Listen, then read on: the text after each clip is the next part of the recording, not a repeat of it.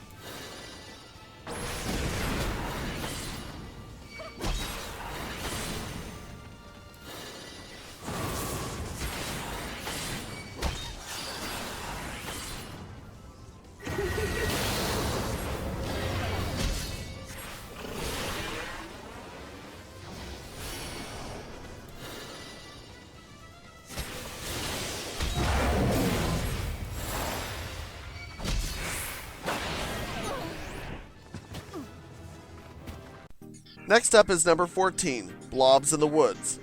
This is an easy gimmick fight. The first act pits you off against 2 arena jams that will not attack you while aggroed. Once they are defeated, however, they will use an ability called the Last Song. This room-wide area of effect attack not only hits hard, but also inflicts a 20-second silence debuff on you. Just hide behind a wall before it goes off, and you're fine. The second act is much the same, except now with 4 jams, who will constantly inflict a potent heavy status effect on you which cannot be removed. To deal with that, let's go to the spell loadout. Loom will let you move about the field regardless of your movement speed, which is what will allow you to safely hide behind walls in Act 2. And as usual, an attack spell of any sort. Again, I suggest Glower. This is how the fight looks.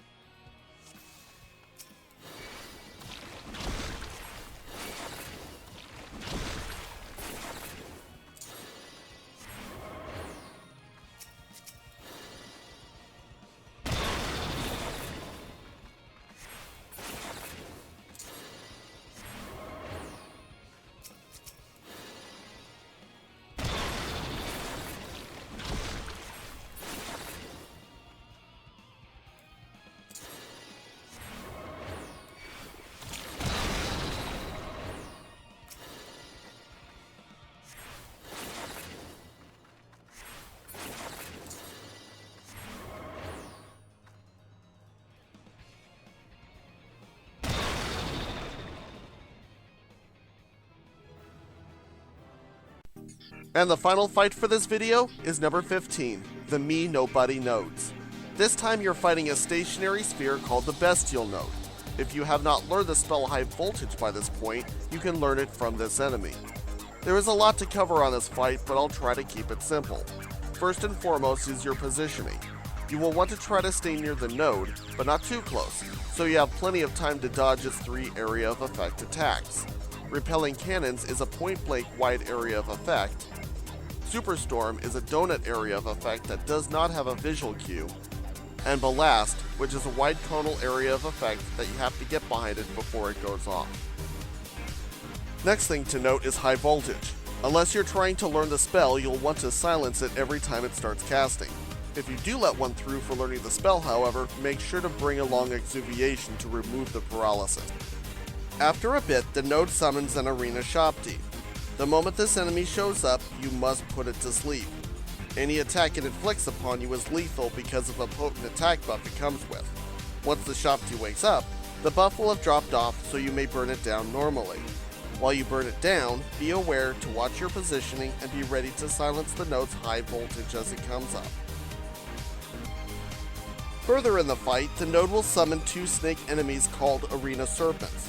These aren't too threatening, but they do need to be burned down quickly. It should be noted that when they are defeated, they use an ability called Disseminate. This area of effect ability will put a defense down debuff on anything near it, including the node. As with the Shopti, watch your positioning and be ready to silence the node's high voltage attack as you take care of the serpents. That should cover all the mechanics, so let's look at the spell loadout. Flying Sardine to silence high voltage, Acorn Bomb to sleep the Shopti, and your preferred damage spell, such as Glower. Also bring along Exuviation if you're trying to learn high voltage. This is how the fight looks.